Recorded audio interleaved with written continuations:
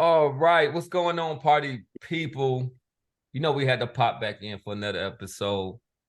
We are the Pundits of Pugilism, and we are going to react to the weekends of this past events. Before we get started, we want to recognize I'm Professor Nims. I'm signing on with the Casual Rand. What up, though? Boston Jared. Peace. And Coach Dave. Make sure that you like and subscribe to our content. We might kind of mix in a little bit of the messages that we've got from some of our lower fans. But we want to first off talk about this dominating, scintillating performance by one Terrence Bud Crawford. 3/4 of the pundits got this pick right or whatnot. And I know a lot of y'all said that y'all was gonna come back on here once the fight was over because y'all wanted to kind of show up on our, yeah. So we definitely showed up. So we want y'all to definitely show up also. But we're gonna start this off with Boston Jared, who actually got the fighter and the round correct. I almost called the punch. I almost called the punch too. I called the uppercut out of the orthodox. It was an uppercut in the southpaw. He landed an uppercut in that 7th round and put Spence but what down. didn't he I was land, like, though? they need to stop this shit. I know, but what didn't he land? This dude, I mean, everything seemed to be working. But well, you know what? One thing I want to say to set you up is that this was definitely a pro Spence crowd. Was it? It was. Yeah. Oh, Spence, right? Because y'all were there. Yeah, mention that. Y'all were there, man. Casual Rand and Professor Nims was there, man. Where were y'all seated? Represented. We were up there. Yeah, we were in the 200 section, but like a good, we definitely had a good view. It wasn't like nosebleeds and everything like that. We're trying to get our money up so we can get to the floor. But there's a big screen and there's a big screen in there that y'all can absolutely. watch. So, but it's definitely all around. So it's kind of 360, but there was and like audible silence, you know what I'm saying, if that makes sense, that was across the arena where people were trying to process what is going on, what am I seeing? The beating. Yes, because I was at the park. I was at the park in DC, and I thought niggas wanted to shoot me, dog. I was in there acting. Ooh. I was in there. I mean, I didn't know Spence had that big of a following. That they came out in droves for Spence. How long is that drive from Texas to the money? I'm sure Crawford, but still. But right. But Crawford, you know what I'm saying? Crawford have a big following too. So you know what I'm saying? Like these won't know two like no name, but it's saying Crawford want a no name. Even when it came to merchandise sales, like the merchandise sales was going off the rack for Spence, and then we rarely saw a handful of a handful just like, what's Crawford going on? Shirts. But Spence has a whole franchise behind him. He's got the Dallas Cowboys behind him. He got a big ass state. He's got a major metropolitan city behind him too. That Dallas-Fort Worth area. I don't know what the population is there, but it's a lot larger than Omaha, Nebraska. I can guarantee you that. But he's got other metropolitan cities in Texas too, where guys support him too. And then that counts. That counts for something. But Boston, so what? Crawford stole some fans. If they not stole some fans, they might be dual. Oh no, fans. They definitely for what they saw. So what did you see in each of these fighters' styles? And even their kind of latest performances that led you to this correct prediction? It was always, the single most immutable, foundational, fundamental law of boxing is that styles make fights. I started watching boxing when I was 12 years old, and that was the first thing that my grandparents, my parents, styles make fights. And I knew that Spence's style, that come forward pressure fighting style, was going to be tailor-made for a quick-handed, sharp, precision counter-punching guy like Crawford. Those fights, those styles are always going to end that way, with rare exception.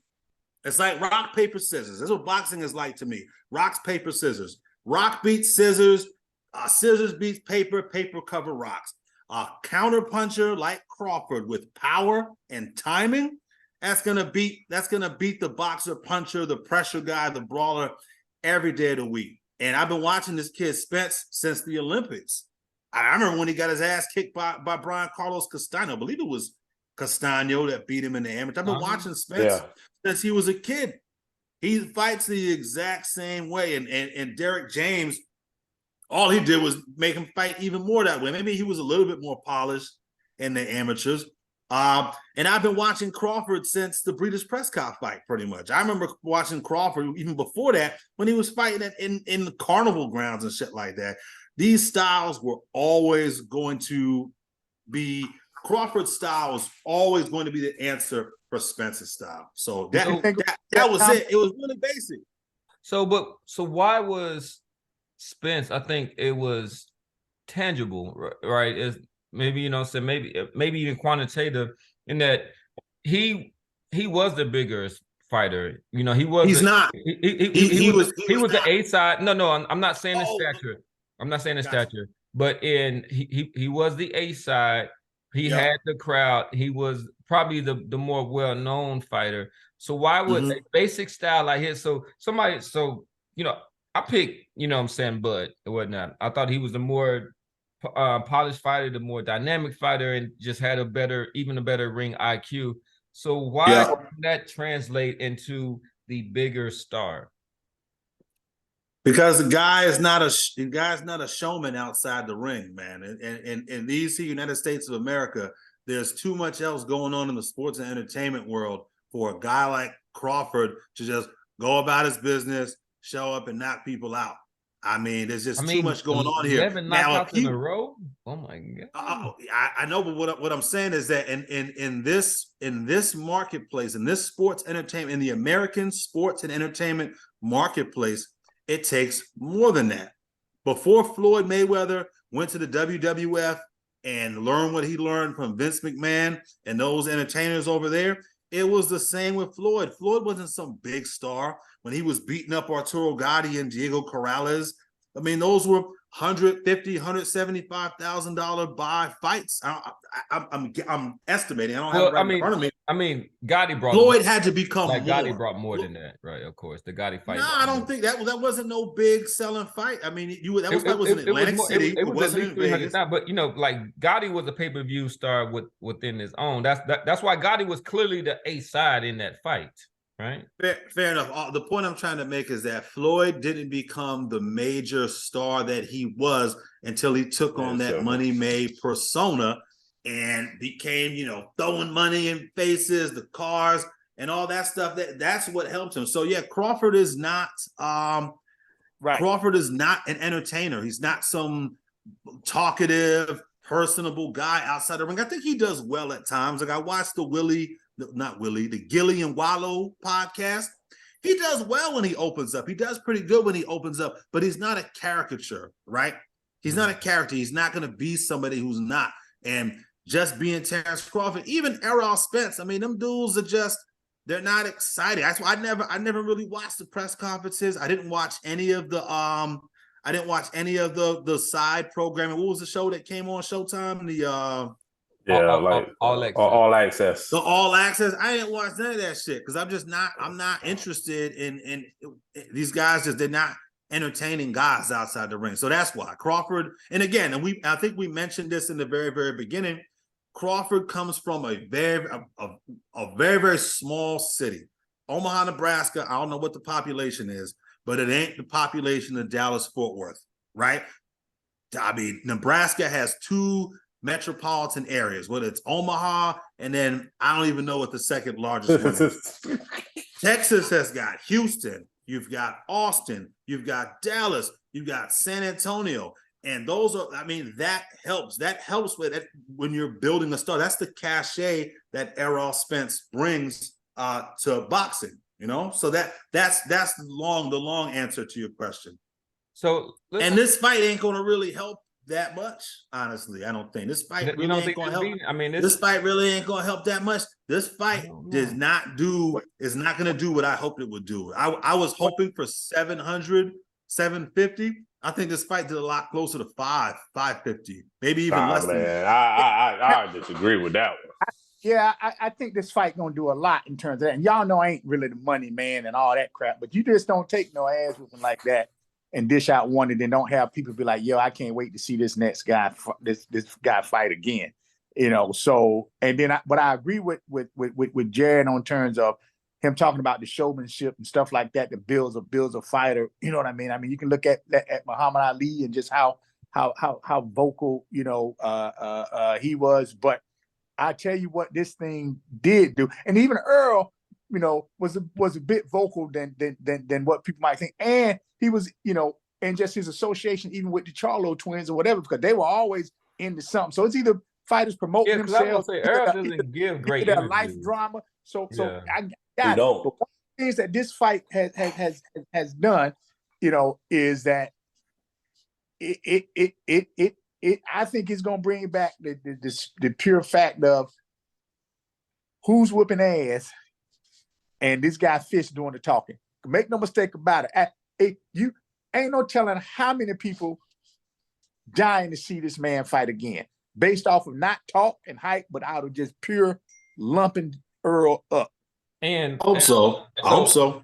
One thing that Cadwell Rand said, even though he was going, and like, I want to bring you in because he was the only one that was kind of diametrically opposed to the pundits. He was the only person that chose Errol Spence.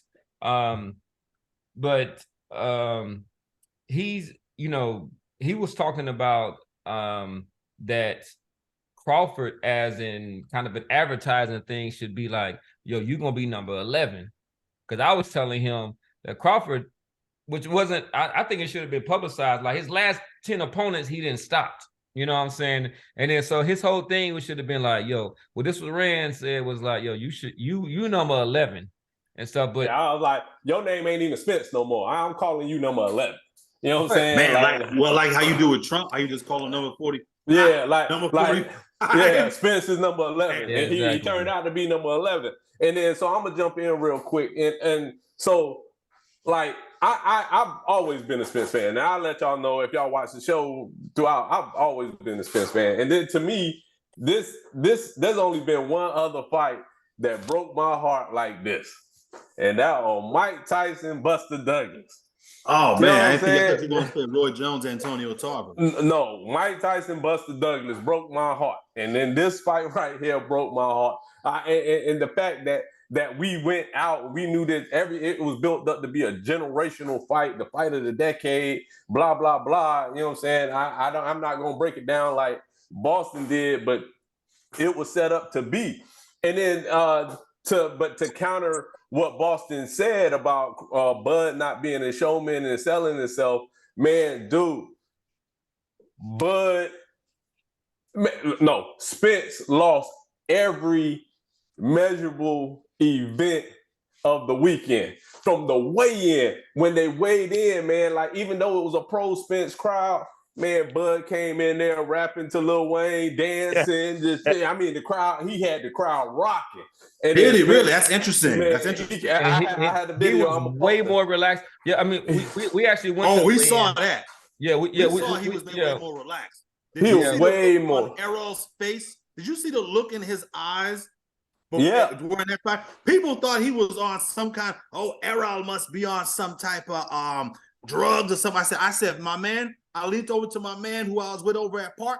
I said, my man, that is anxiety bordering on fear. That's what that look is. I don't think that was it. You know what I'm saying?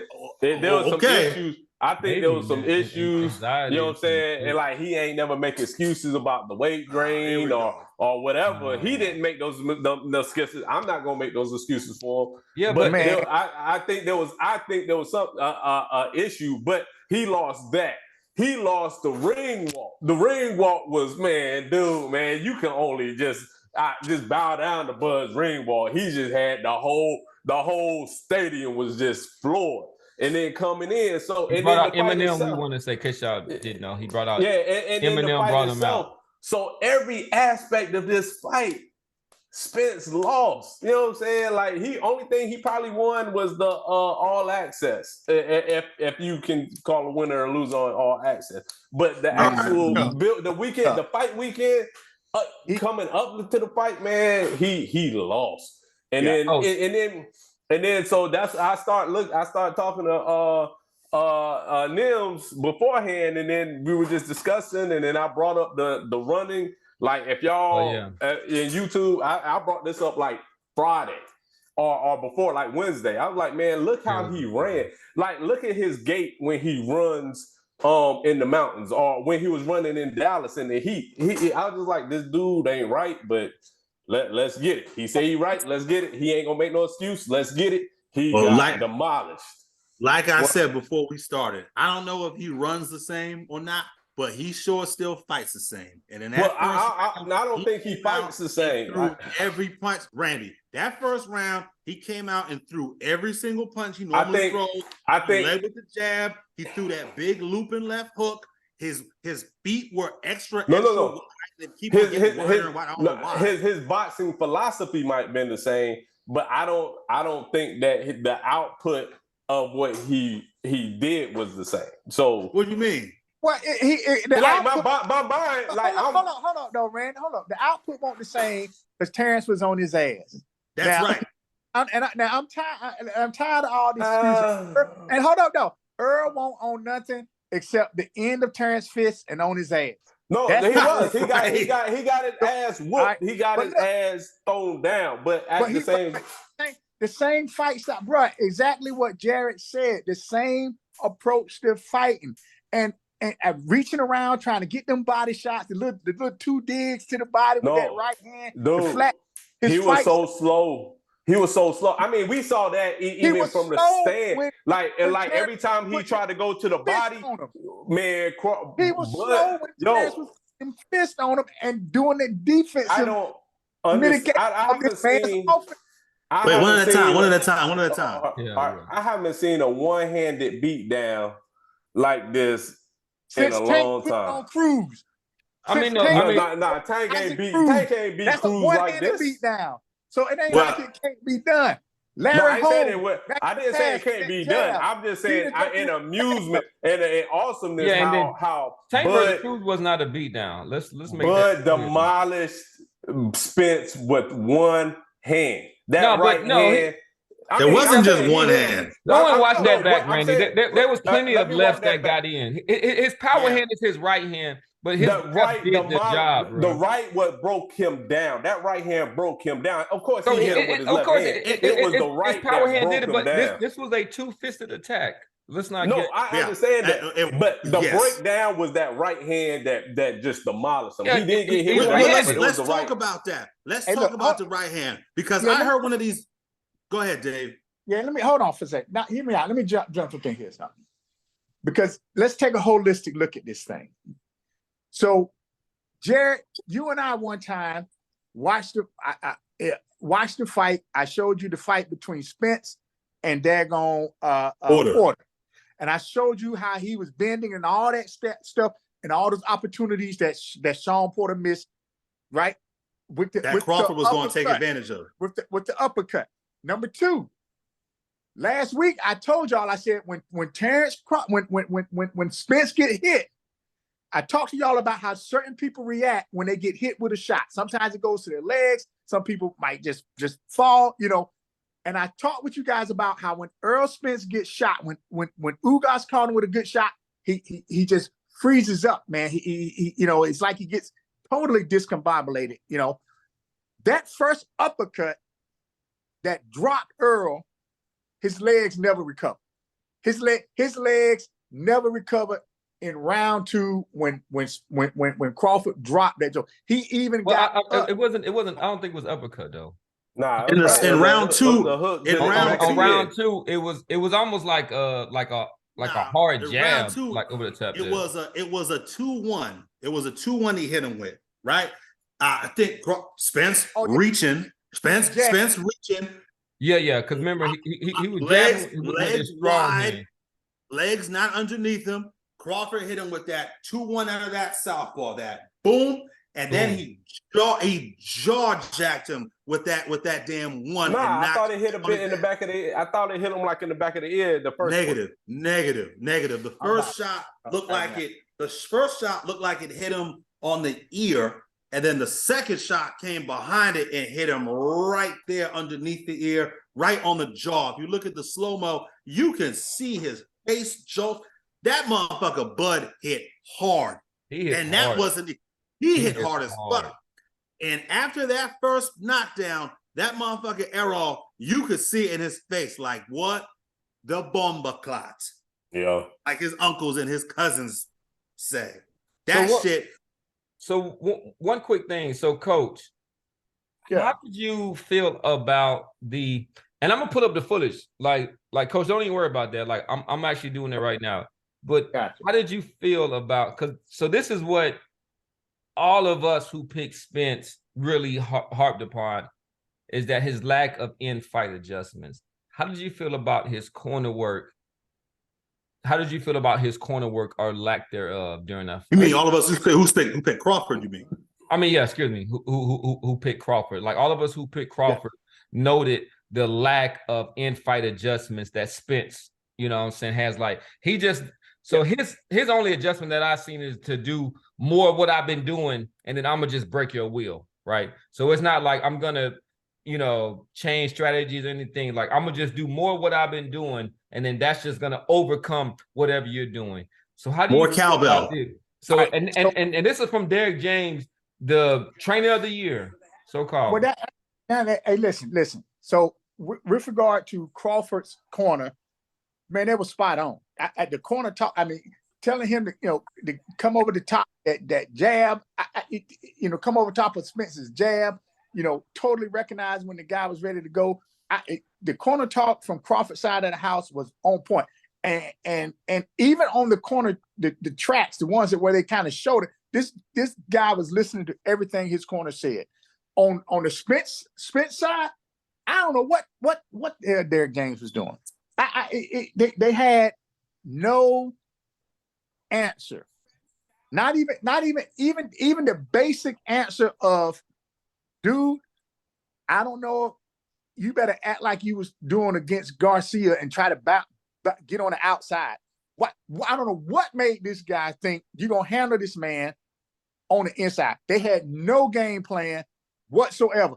And that is because they believed all the hype that was going on with everybody saying, all these other boxing talk shows, he's the bigger man, that's his natural rate. There was just straight pride and arrogance, I would say more so, that caught them off guard. I ain't gonna call this man an idiot, don't know what he's doing, but they were shocked and they were not prepared for this guy to get dominated like that. And to have this guy still try to fight his normal fight on the inside, ridiculous, man. Right. Either that, or they knew that there was nothing they could do. That's the only possible. So you think they were just trying to cash out on this one? Either it's what Dave said, arrogance, and that fed into not preparing properly, or they were just resigned to, hey, let's go in here, let's put up the best fight we can, and let's get out of here without getting killed. But I don't know if that was the conversation that was had, but it's got to be one of those two, right? But even, and I'm talking about, it's so basic and elementary. Look, your fighter getting killed on the, and this is the coaching hat coming off. Your fighter getting killed on the inside. He's getting his aggressive attack is getting met and stopped and countered every single time. All right. So Crawford's, confidence is off the chart. It was already off the chart when he came into that fight. Man, you tell your fighter, look, if anything, we better make this guy possibly come after us. Because one thing I will say, Crawford didn't have to look for Earl, because Earl just didn't do nothing but keep coming and running into them damn fists. That's what Porter and that's what Benavidez did. And I said this. Switch that fight. Listen, stay on the outside, work your jab. Let us try to get a counterpunch. Because Crawford would have gotten aggressive. Crawford had no reason whatsoever to get aggressive in that fight because Earl just kept flat-footed, like a zombie, like a zombie. So I actually have the first knockdown video. So, but before I pull it up, I just want to bring in numbers because that's how we are. So the Crawford Spence has done at least 700,000 from reports as far as pay-per-view, and then just in comparison, the Arturo Gotti and Mayweather did around 365. So 365. Okay, all right, 700,000. That's not bad for that. Yeah, it's saying at least it says does upwards of 700,000. All right, so 650. Oh yeah, that's good. That's good. That's good for them too. All right, we do not own the rights to this material. This is for educational purposes only. Absolutely. So this is the first knockdown, and I'll go ahead and bring it almost in. Like with his something on it. So you see that? Yeah. Boom, boom. Like That's a 2-1. That shot on the ear for people who are listening who have never been punched in the ear with 8-ounce or 10-ounce. We're gonna watch it again. We'll watch it again. Let me tell you something, man. Holy shit. And that will fuck your balance up for minutes. Boom.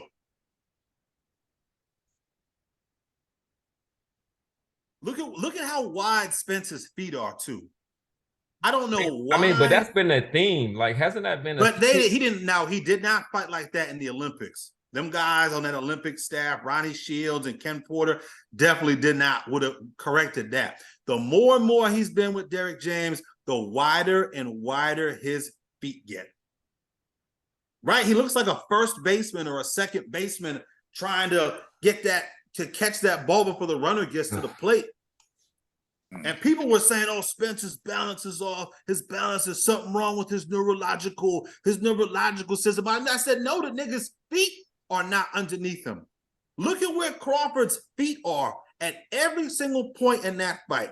His feet are underneath his shoulders, where they should be, right? It's where you have the most balance, where you cover the most ground, where you can move back, you can move forward, you can recover. Spence's feet are, when he's reaching, his feet are always outside of his shoulders. He gets wide, and I don't know why that is. The trainer of the year would have corrected that too. Yeah, man. And if you watch a lot of the breakdowns from other boxing shows, they talked about his really strong base, his ability to like turn and be able to kind of keep his feet under him. False. Who said that? Luke Thomas was one of them, but Luke Thomas is, he does MMA boxing and stuff. We actually I don't know who Luke Thomas is. He's flat-footed, so in that regard, he definitely has heavy always feet. Flat. Similar, his feet are always flat. Yeah, the same way an anchor keeps you in place is the same way Spence's feet keep him balanced because his feet can't move his feet. He's got very, very average feet, which I also pointed out last week. I think Coach Dave pointed that shit out last week. No, we are very average. His feet are and particularly on defense, his feet are an issue because he goes straight back when somebody's attacking him. He doesn't pivot. He doesn't really turn. He's a little bit better with his feet on the offensive when he's looking for openings, but when he's coming forward, he's dictating the pace and all that. That's when you can reach and throw that crazy loop and left. When the opponent is retreating, you're on the offense. Yeah, that punch to try to control the real estate and manipulate the guy, get him back to the ropes. Okay, but not against a slick counter puncher with the quicker feet, the quicker hands, the better timing, the better reflexes. Horrible game plan, right? Why was there no feinting against the counter puncher? This guy is countering your jab in the first. No, there was feinting. But it was coming from one side. Right. There was plenty of it. And drawing huge reactions. Like we could see it from our row. I'm talking about huge reactions. So, but all right. So we're gonna conclude this segment right here. Does anybody want to kind of offer any kind of last statements before we move on to our next topic? What's it called for these dumbass YouTube personalities who are out here saying that Crawford didn't do anything special To the guy who said that Crawford didn't take away Spence's jab, Spence just stopped throwing it. My man, please revisit the video footage. Please revisit. We also want to give that. Go ahead. I can't remember who this guy was. Somebody sent me a link of this clown. I wish I could get however much time I spent watching this dumbass's live stream. I wish I could get that time back. This guy talking about Crawford didn't take away the jab. Spence just stopped throwing it. Spence just he was getting his face jabbed off. Yeah, he was getting countered. He was getting countered off the jab. He was getting to the point where he really put that jab in his pocket for large chunks of that fight, and only threw that looping because he was getting countered. Shot. So every time you throw your jab and you get rocked, you know what I'm saying? You gonna stop throwing it too. Man, shit. All right. I know we gotta jump to the next segment, right? Yeah. Yep. All right.